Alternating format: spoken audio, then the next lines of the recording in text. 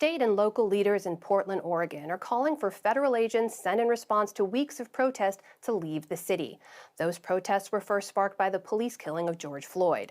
Since their arrival, federal agents wearing military-style gear and sometimes driving unmarked vans have unleashed tear gas into crowds, rounded up and detained protesters, and even shot one man in the head with a non-lethal round, causing serious injury.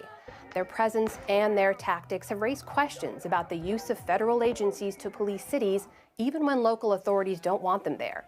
Jonathan Levinson has been reporting on all of this for Oregon Public Broadcasting, and he joins me now. Jonathan, welcome to the NewsHour. We should point out that those protests have been largely peaceful. There's been some vandalism, some property damage, but you've been following this. So tell me, when did you first notice there were federal agents, not local police, and who do we know that those federal agents are? So there's always federal agents at the federal courthouse, but there was an increased presence, and they played a much larger role starting around July 4th, and that's when sort of federal reinforcements came from the U.S. Marshals Special Operations Group and Customs and Border Protection's BORTAC, which is essentially their SWAT team. And that night, July 4th, and then since then, they've been playing a much more active role, clearing the protesters off the streets, in some nights right alongside Portland police. And as you mentioned, really venturing away from federal properties onto the city streets in order to effect arrests at times even.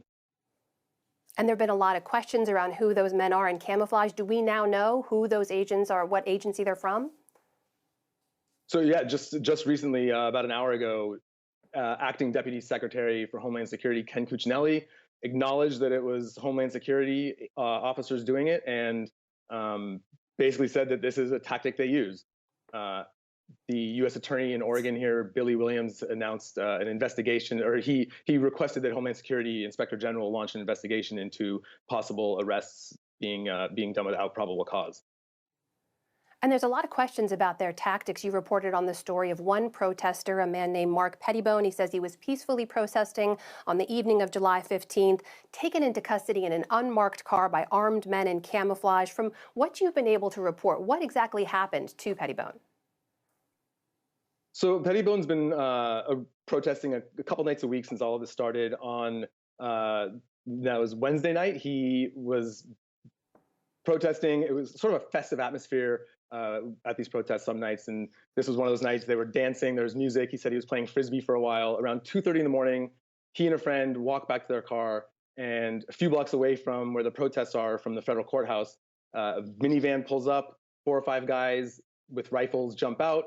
He said his beanie was pulled down over his head, blindfolding him. They tossed him in the van. One officer held his arms above his head while they drove around a little bit, and eventually he was unloaded inside a building, which only after he was released did he learn was the federal courthouse.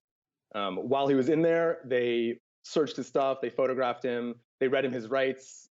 He was under the impression that he was being arrested. He asked for a lawyer, and very soon after he was released, they didn't give him any paperwork, they didn't give him any indication that he had been charged with anything. He still isn't sure if he's been charged with anything. Jonathan, less than a minute left. We should remind people, as we mentioned earlier, that city and state officials say they don't want these federal agents there. You've been in touch with the agencies. What are they telling you about their presence? Well, the federal agencies say that they are here to quell what they've called it mob violence. They've called the protesters criminals. The governor has said that their presence is a provocation and that they are unwanted here. The mayor has said that they should stay inside their buildings and not come out. And if they can't do that, then they should leave. That is Oregon Public Broadcasting's Jonathan Levinson joining us tonight with the latest on the protests in Portland. Thanks so much, Jonathan. Thank you.